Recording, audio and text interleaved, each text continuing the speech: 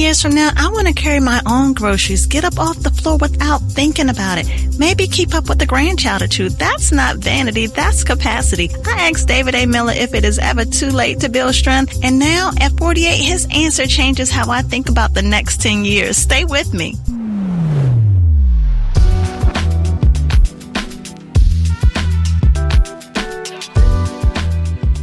Hey y'all, I'm Natasha Elaine, and this is Rose, Rocks, Weeds, and Soil, where we navigate life's bumps, detours, and breakthroughs with faith, grace, and wisdom. This is part 2 of Guard Your Heart and Sharpen Your Iron with fitness professional David A. Miller. Today, David answers 3 questions. Is it too late to get strong?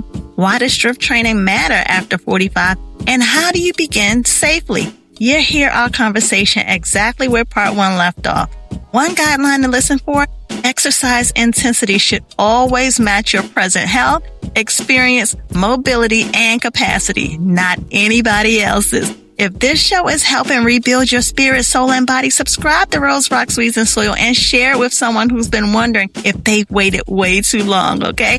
Every control rep is a brick, y'all. Every lesson in form is a brick. Asking for help, that's a brick too. And here's Lecrae and Mizo with Brick for Brick. Then we're going to pop right into the conversation with David A. Miller. See y'all on the other side.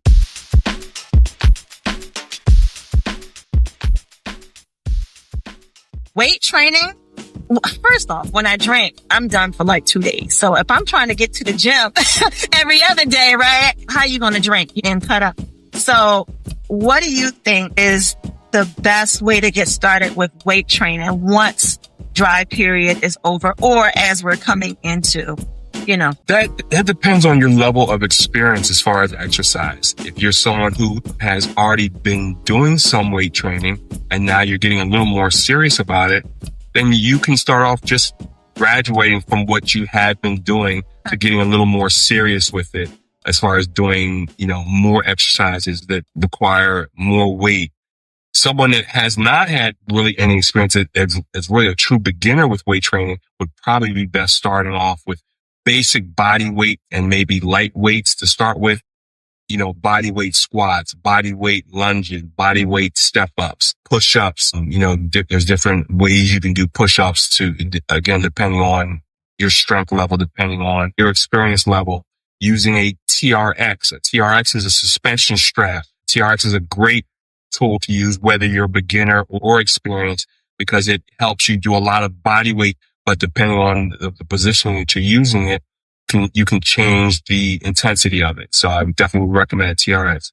Using weights, starting off with whatever strength level you're at with weights. So for example, if a certain weight, you can do more than 12 repetitions, that weight is probably a little too light for you. If you can't do 6 good repetitions, the weight is probably a little too heavy for you. So that's a good rule of thumb. Say that one more time. If the weight is a weight that you can do more than 12 repetitions, the weight is probably too light. You should be able to go to the next weight. If you cannot do 6 good repetitions with good form, the weight is too heavy for you. So you want to be somewhere in that repetition range, 6 to 12 repetitions. When you can do 12 reps with good form and good technique, and if you did 12 and you could have done 15, time to go to the next weight. And don't be afraid to lift real weight, especially the ladies. The ladies all think that if they use weights, they're going to get big and bulky and get muscles like a man.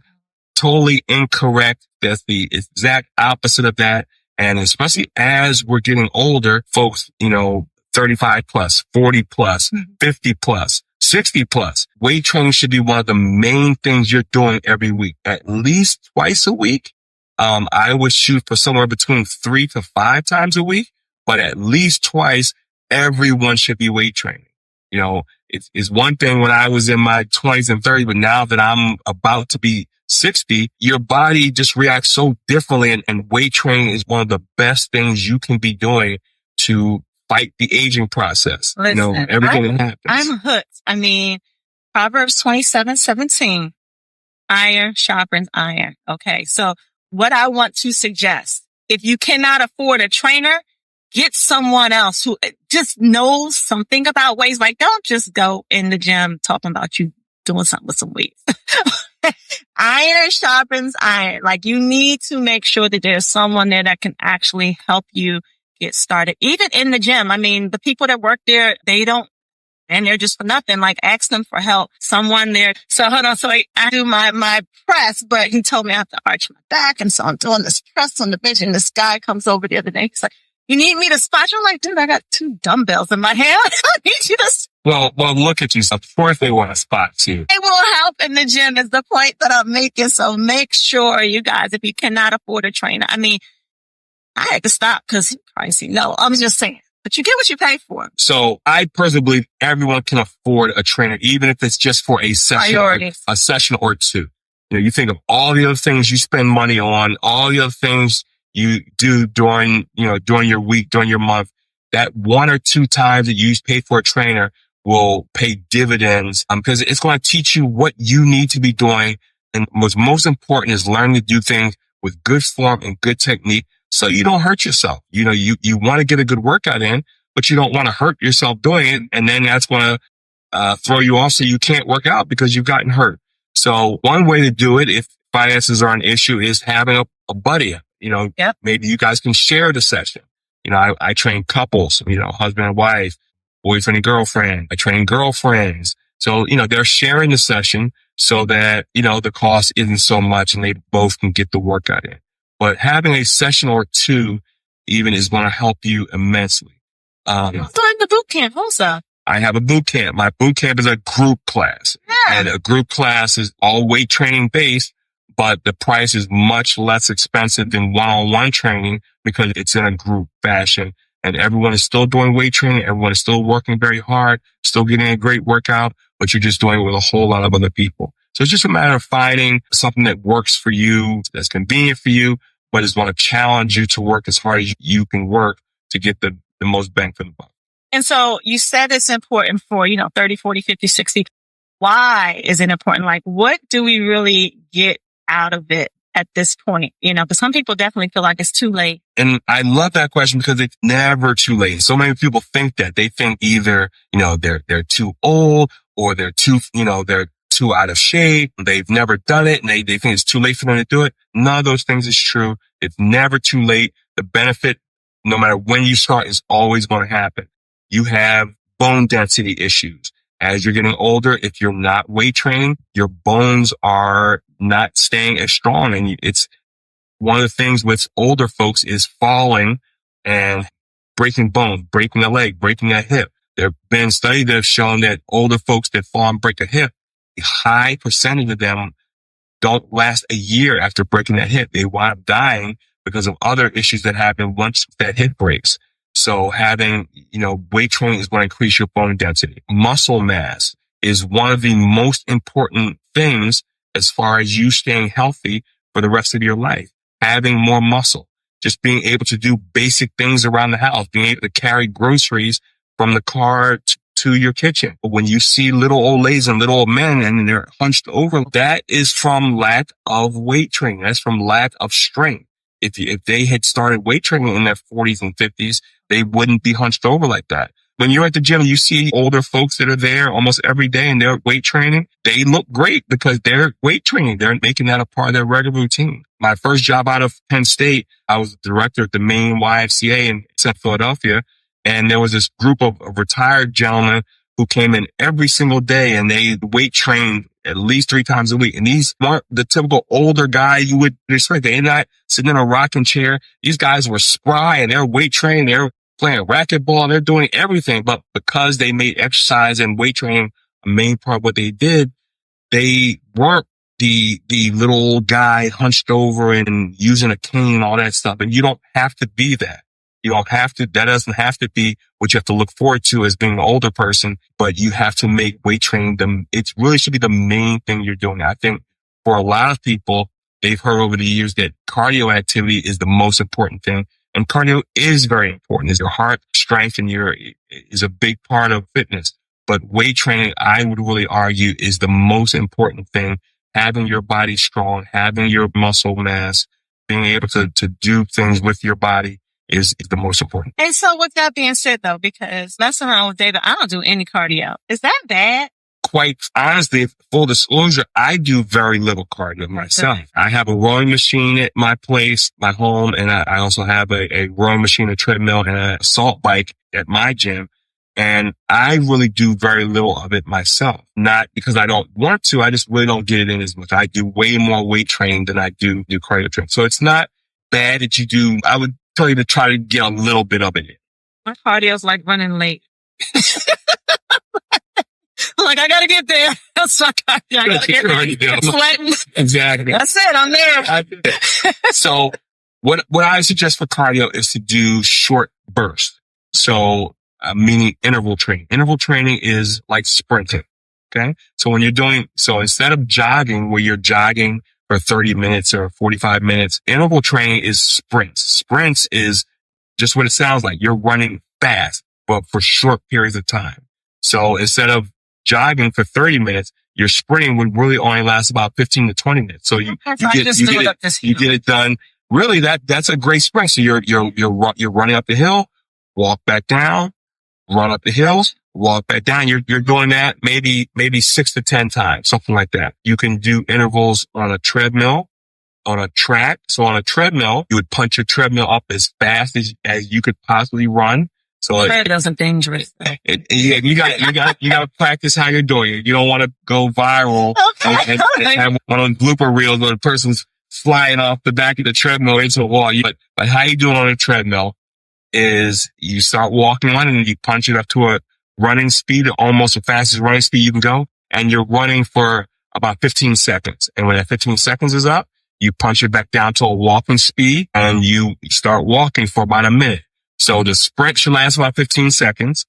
And then the recovery, which is your walk, is about 60 seconds. You're going back and forth like that. Somewhere about 6 to 10 times is how you're doing that. You can do the same thing on a rowing machine. So you're rowing for about 30 seconds as fast as you can, and then rowing at a moderate pace for about 60 seconds again. You're going back and forth like just same exact way. So a rowing machine, a treadmill, the bike. Peloton bike. Yes, love the bike. You can do all three of those. You can do intervals on that. Okay.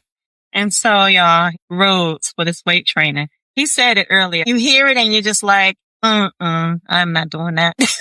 I'm not doing that, and start getting kind of rocky because you're like, I don't want to be looking like Angela Bassett. But no, Angela Bassett looks good at 60. Don't get me wrong. But at 40, I don't want to be like muscular like that. And so one of my biggest issues, y'all, I didn't want to eat. Y'all, I got skinny doing weight training because they'd be like, you need your protein. You need to eat. He used to be like, what did you eat today? Can you please talk about the importance of protein? So I'm like, I'm drinking my protein water. That's my protein. So with weight training, that's one part of it. And the other part of it is your nutrition that you're eating as your weight training.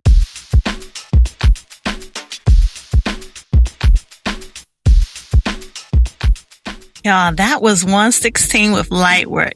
Listen, what eventually becomes light work is often built during a climb nobody else sees. The weight that challenges you today may become your warm-up. The stairs that leave you winded may get easier to climb, okay? When David and I originally had this conversation, I heard exercises, repetitions, weights, trainers, treadmills, and protein. Listening again today, I hear something way deeper. I hear capacity, the ability to walk through a new city, get up from the floor, care for the people I love, and keep answering God's assignments with strength. My body has already carried me through every season of my life. Now, I get to participate in how it carries me through the next one. That begins by honoring where I am today. A beginner might start with a body weight squat. Someone else might start with a 5-pound dumbbell. Somebody else might even need a trainer, okay? A physical therapist or a chair for support. Our starting points are going to look different, y'all. Wisdom just means choosing one you can control and repeat. David gave us a practical guideline for selecting weight. The phrase that matters most is with good form, okay? We are building something that we want to keep. Y'all, through the Rose, Rocks, Weeds, and Soil lens, the road was recognizing what strength allows us to keep doing. The rock is uncertainty, okay? Walking into the gym without knowing which exercise to choose or how much weight to use or whether our form is right or safe, right? The weeds are the beliefs that are competing with our progress. I'm too old. I waited too long. The weights will make me bulky. Yo, cardio is all I need. Y'all, cut those weeds out the way. We have to get to the soil because the soil is a safe, progressive rhythm, y'all. Begin at your current level, receive sound instruction, practice the good form, and train consistently. Y'all, let's go ahead and pray into this. Father God, thank you for the bodies that have carried us through every single season of our lives, Father. Thank you for the wisdom already at work in us to honor our present capacity, the courage to begin, the humility to receive instruction, Father God, and of course, the discipline, Lord Jesus. Thank you for the discipline to return day in and day out. Thank you that you have already healed the shame. Some of us are caring about our age, our appearance, our weight, even our weaknesses, Lord Jesus. We are receiving that healing right now today, and we just praise you for it. We glorify your name, Lord Jesus. Thank you for the grace to steward our physical strength with gratitude, Lord Jesus, and for your protection against injury, even the impatience, Lord Jesus, definitely the comparison, Father God, and any other extremes, Lord Jesus. Thank you that we already carry the capacity to serve, travel, create, care for others, enjoy our lives, and complete the assignments you have given to us. We submit our pursuit of strength to you. In Jesus' name, I pray. Amen. Ooh, Lord, listen. Answer one question, y'all. What do you want your body to have the capacity to do 10 years from now? Write it down. Then I want you to schedule 2 beginner appropriate strength sessions in the next 14 days. Yes, in the next 2 weeks, okay? Listen, before the first one, you're going to pick 2 movements and have a qualified person check your form, okay? Record the weight, the reps, and how your body felt.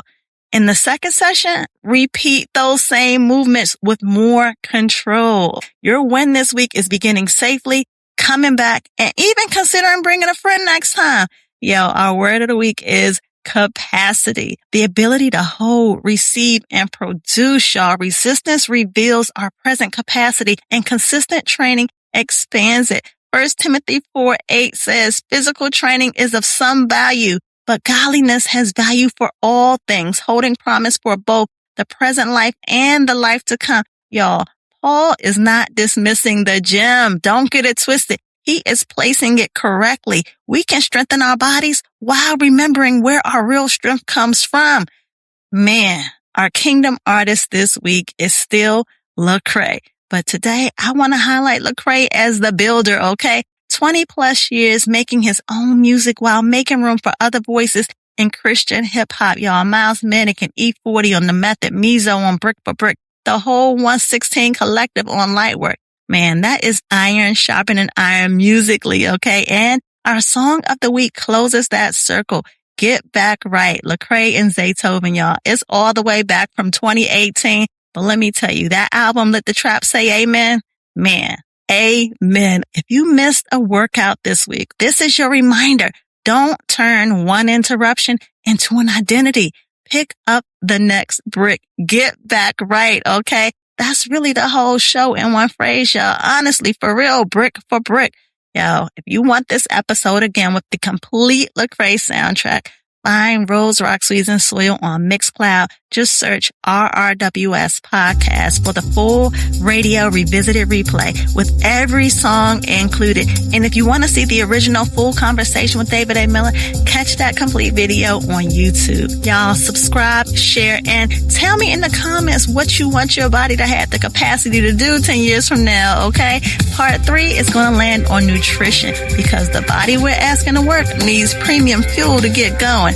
Until then, pray, read, listen, and obey, y'all. I'm Natasha Elaine, and this is Rose, Rock, Sweets, and Soil. You know I love y'all, and I mean it, but what? God loves you way more. Bye, y'all.